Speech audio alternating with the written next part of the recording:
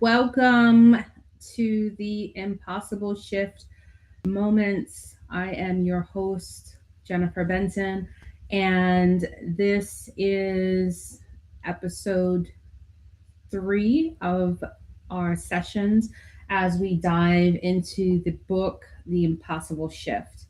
So, as you know, we've been going through this. I don't have a set schedule on when we go through these conversations, and so you never know when I'm going to pop up. Eventually, I'll get into a groove where I set a set schedule.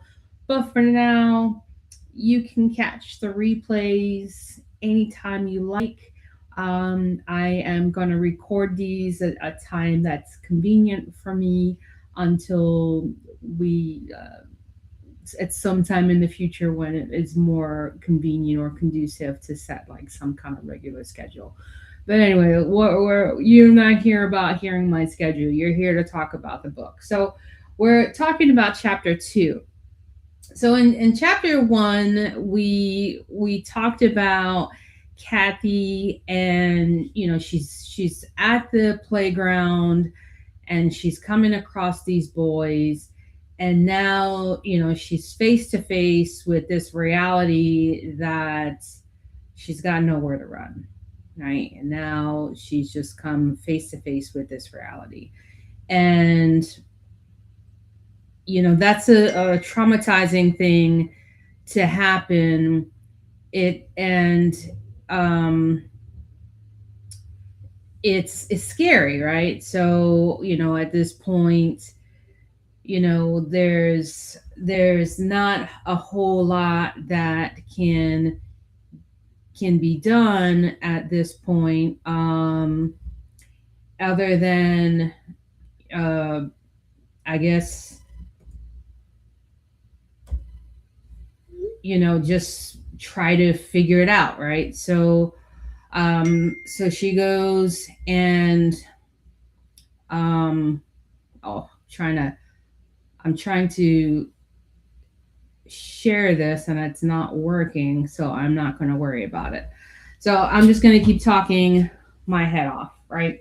So in the book, I start out the chapter and I basically say it's amazing where your mind goes when you're cornered, right? Because it really is.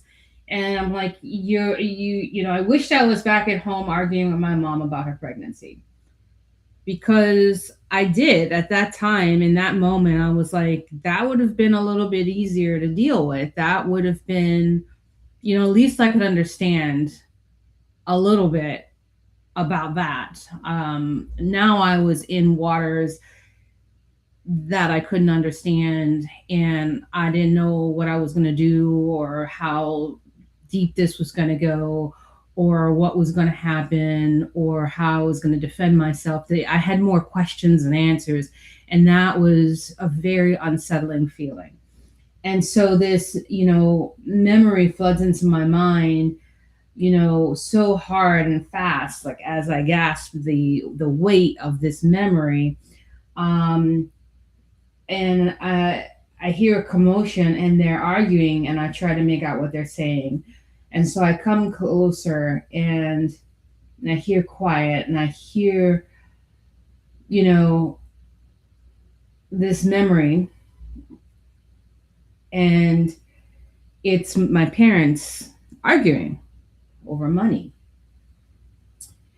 And they're arguing over money, at a careful distance. I'm not like trying to ear hustle, but it's not a large apartment, right? So it's not like I can't hear them. It's not like I was trying to hear them. Um, and he's on her in a flash, right? And it was this explosive energy, and it was it was a moment where you see it happening, and it's happening, but your mind can't can't wrestle with the fact that it's happening. Like you just can't comprehend that it's happening. I guess you could make it akin to like if you saw a UFO or something, right? You see it in the sky, and you know that it shouldn't be there, but you're like, but that can't be, right? It was kind of like that kind of thing. I guess it's weird because no one's actually seen one. Well, some folks have seen him. I don't know, but anyway, um, so I see in the distance, and he moves, into the kitchen, right, and then he grabs the knife, um, and then I look at her, right. I'm still like just beside myself. I don't know, right? And then he's on her in a flash, like, and so he presses the knife to her neck, and I don't understand. I don't understand what is happening, and maybe you know I should understand at that age. I'm not that naive to not understand what's happening. But for some reason, there's a part of my brain that simply just won't understand. Like, I can't comprehend what is happening. And because I can't comprehend what is happening, I don't do anything. I just stand there because I'm like a deer in headlights. I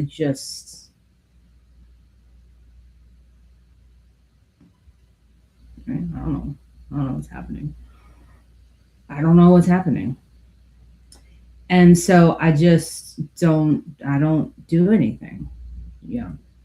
And so this is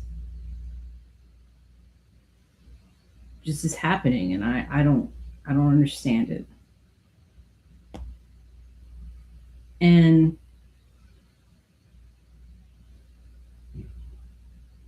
I see the blood just start to trickle down her neck. So I know that this is happening. And I know that it's real.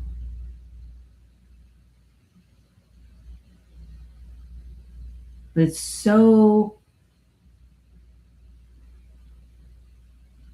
unreal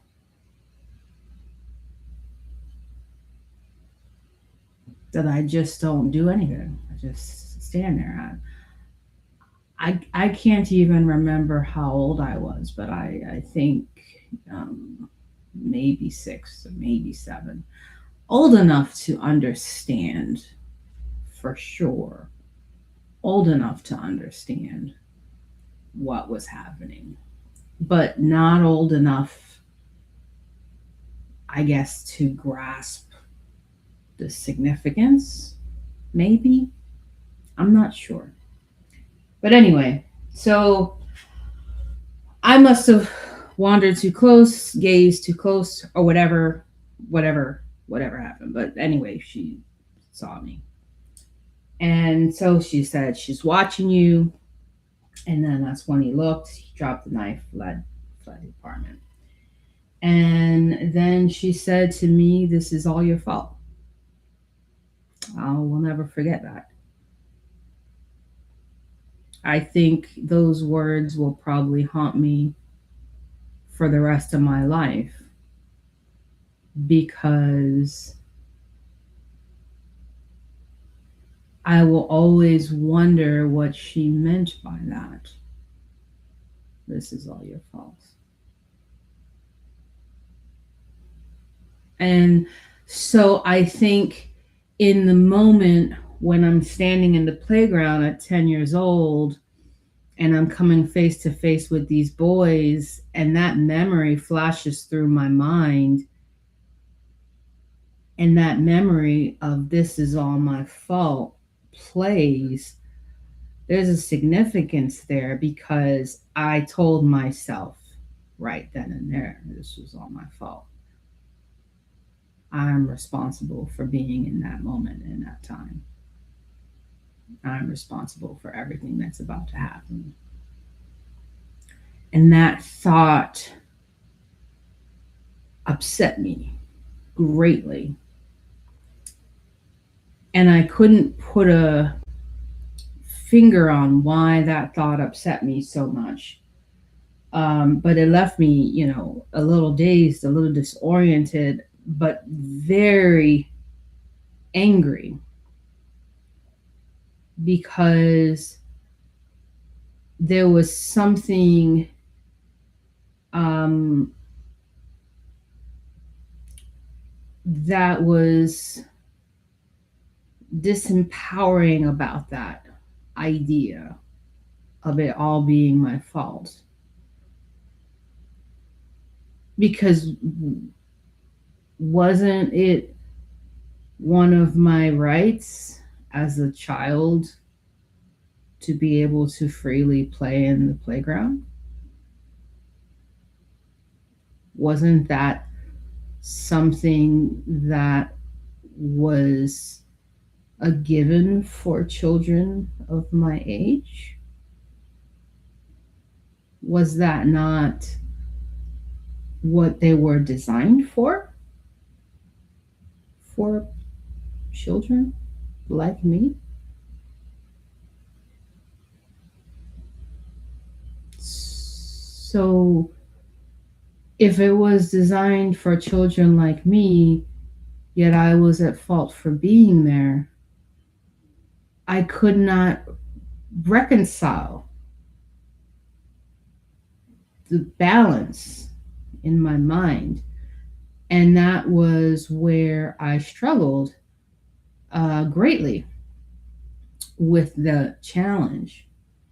So there's questions they spun in my head because the boys came, they did what they did, they smiled, they weren't playful, they were sharp, they had joyless grins. And so, like, they made my blood run cold. And then off to the side, the girls that I called friends just stood there, they're chewing on their sunflower seeds, pretending not to see. Would they help me?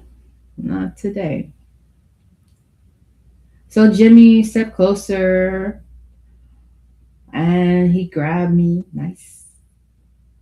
Let me. I said, stop it, try to pull away. And they laughed. It's just fun.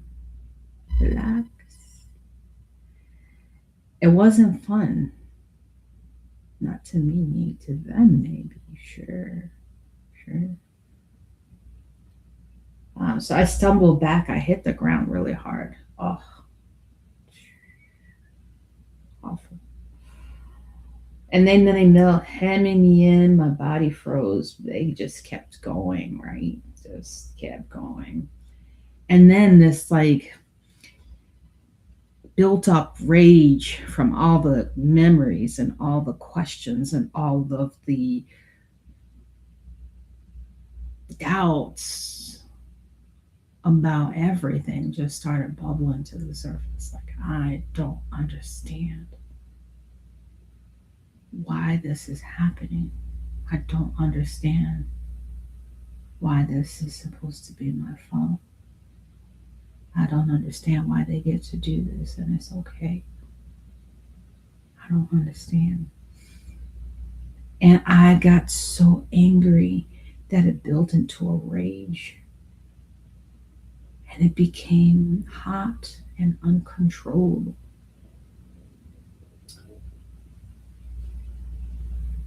And then I knew that I was getting towards the brink of something else, something older than myself, something older than time itself. I lunged for him. I grabbed his head and I yanked him down, and he got startled. Really, I startled him. He wasn't expecting it. And then he Yeah, I just like scrambled on top of him and I started hitting him with everything I had. I'm not like, I wasn't back then. Like, this was before Mean Girl appeared. This was pre Mean Girl. This was like my first appearance. And I just started hitting him. And he's screaming at his friends to get me off of him. And, they pulled me away because that's what, followers do. They follow.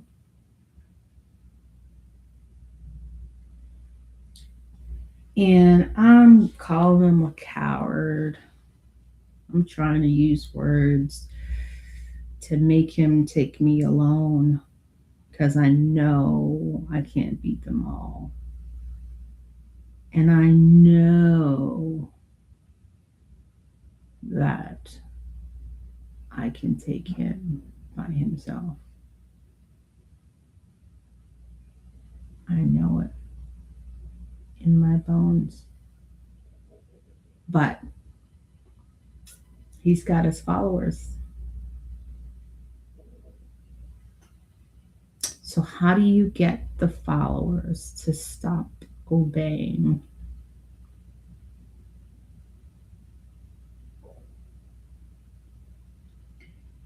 So, I said, you need your friends to hold me back because you're nothing but a coward.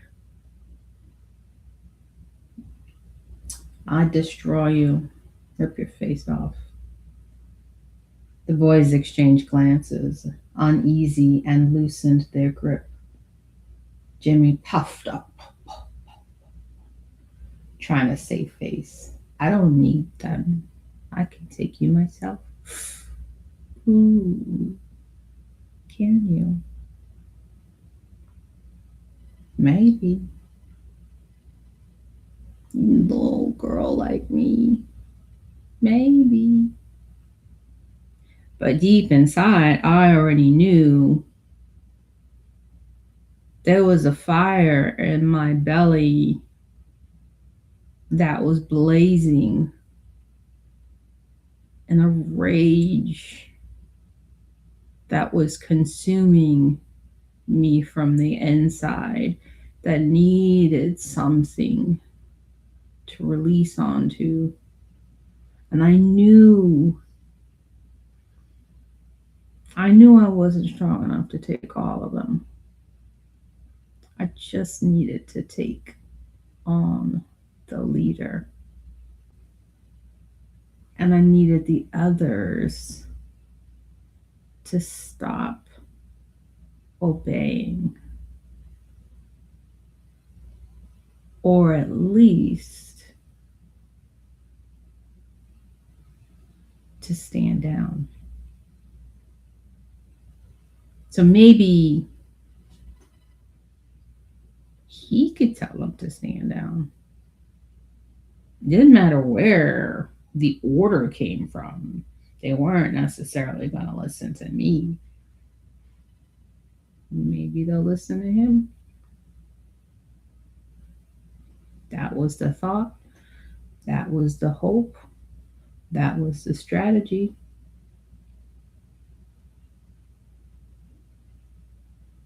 It was what I was banking on. And I was putting a lot of stock in this investment that his pride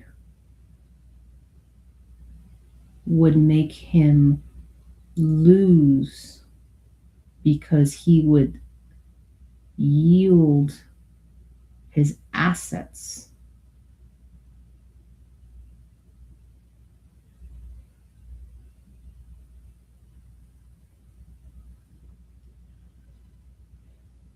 And he did.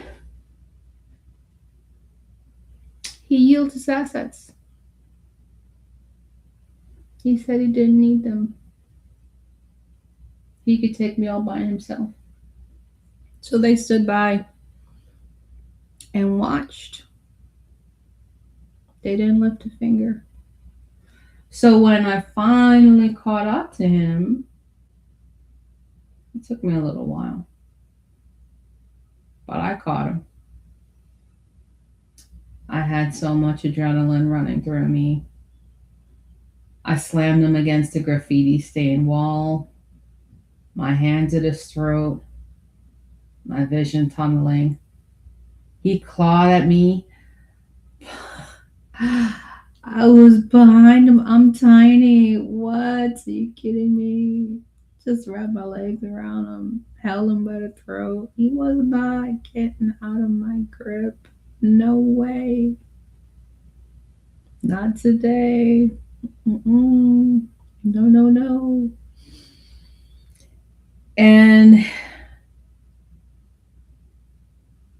he couldn't let me go. He couldn't get me off of him no matter how hard he tried. And I think he realized in that moment that he made a mistake, that he let his pride separate himself from his greatest strength, which was his protection.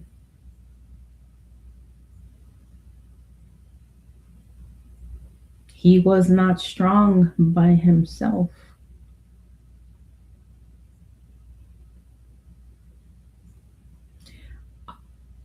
I think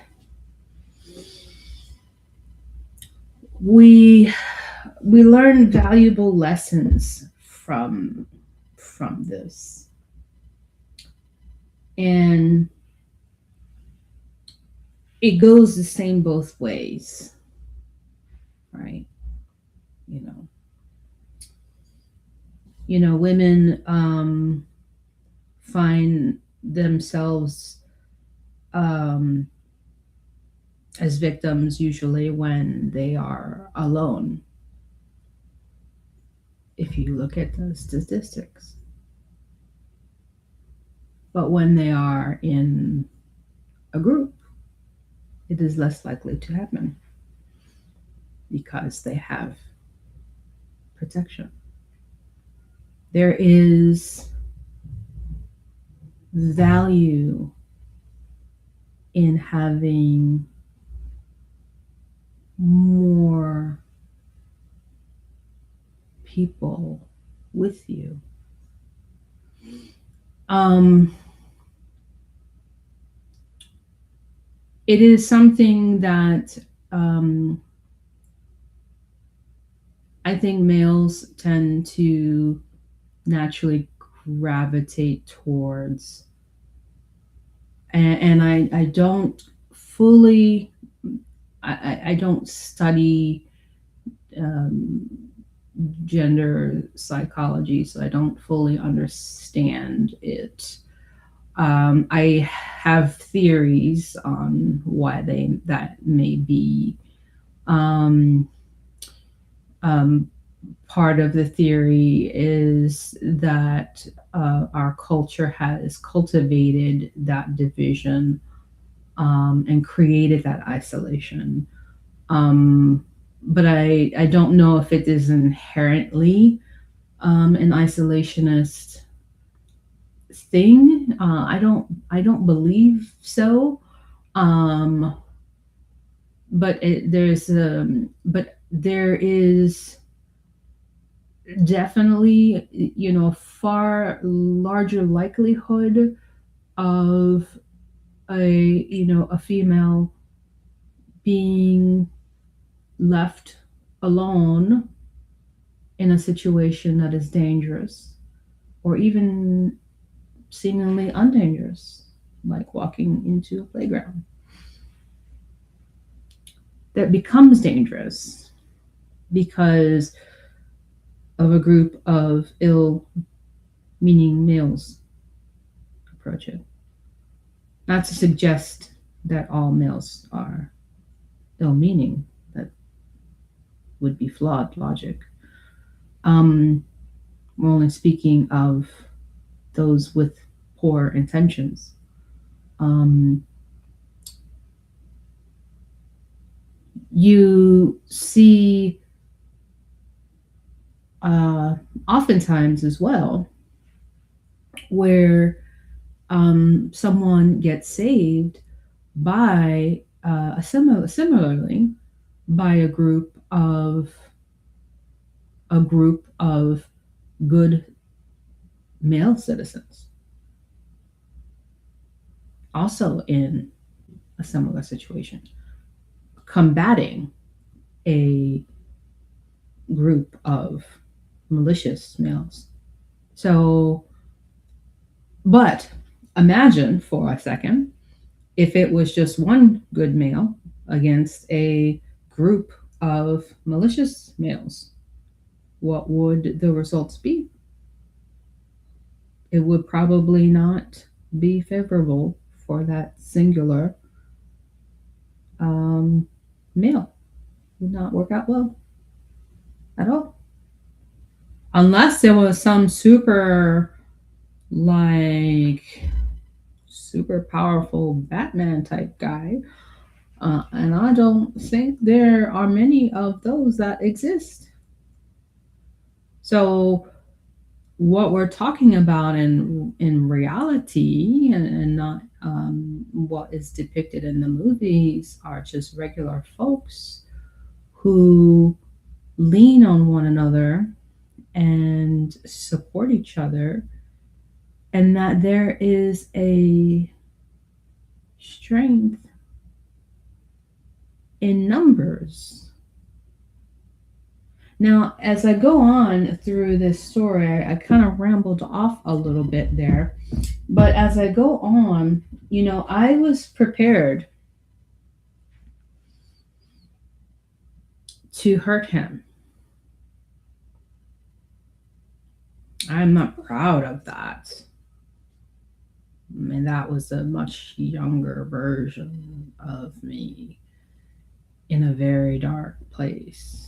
But I was prepared to hurt him. And he, his older brother was coming. His older brother was a bulk of a guy, like humongous. I knew that if his older brother came, his older brother could seriously hurt me. I had no misconceptions about that. I knew that that could happen. But there was no way at this point in the game that I was going to give an inch. In my mind, I was already all or nothing. So, whatever. Let him hurt me, but I was taking his brother with me. That was how I saw it. So, when his brother came, I was like, rage. When you have rage, like, you don't think clearly. You don't think about what tomorrow is going to look like. You don't think about like your future. You don't think about your past. You don't think about anything other than like that moment and that anger that you feel. And that's it, nothing else. So I didn't care that his big brother was coming. I didn't care that his brother was going to like destroy me. I didn't care about any of that. It's like, if this is how I go, I'm taking him with me. We'll go together. And I guess that's the way my story will be written. And, if there's another life, maybe it'll be better than this one. That was the way I looked at it. That was all I saw. And so when the friends came over and started trying to get me to like let him go, I wasn't hearing them either. It's like, you don't matter to me right now. I can't hear you. Don't even talk to me. Like, I hear your words. Like, I know you're saying words, and I know your words are trying to reach me, but they're not going anywhere. Like you're talking to someone that can't hear you, because I'm not where you're at. Okay. I'm past the point of where you're at. I'm at the point where I'm ready to go to the next with this guy right here. Like, him and I are done. Like, this is it for us. When his brother gets here, I'm gonna take his brother out. Like, I'm gonna take him out. His brother's gonna take me out, and that's how it's gonna be. Like, that's what's happening. So there's no point in talking to me. But keep yammering. You had your chance to talk me down, or to talk those boys down when we first got here and this all started, but you stayed quiet. So go ahead and go stay quiet. Eat your candy. Play on your swing or the monkey bars. Do you live your life?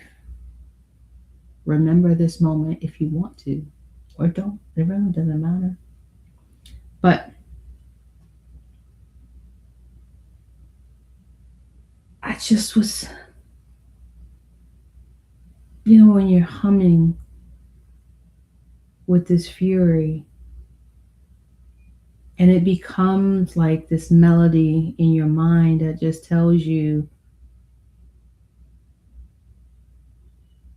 this is the path forward.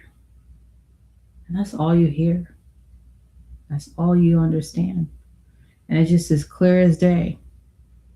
Nothing else matters, because you can't move past that rage that you feel in that very moment. Like, you are so consumed with it that it's choking you. And so, I squeezed him a little bit tighter because I wanted him to feel it. I wanted him to know what it felt like to be so uncomfortable in your own skin that you wanted to be out of your skin for a little while, just so you wouldn't feel so uncomfortable in it. So I squeezed him, I did. And then there he was, his brother.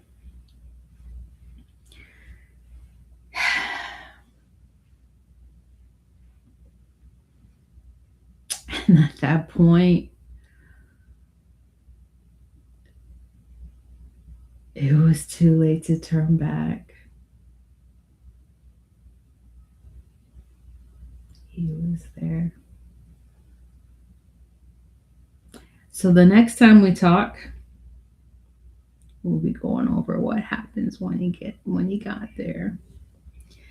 I am going to attempt to share the feed before I post the live, if I remember. And if I don't, I'm sorry in advance. But I hope you have enjoyed it, and I want to thank you for listening to it.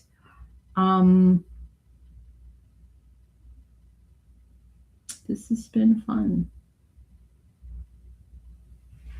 Till next time, take care.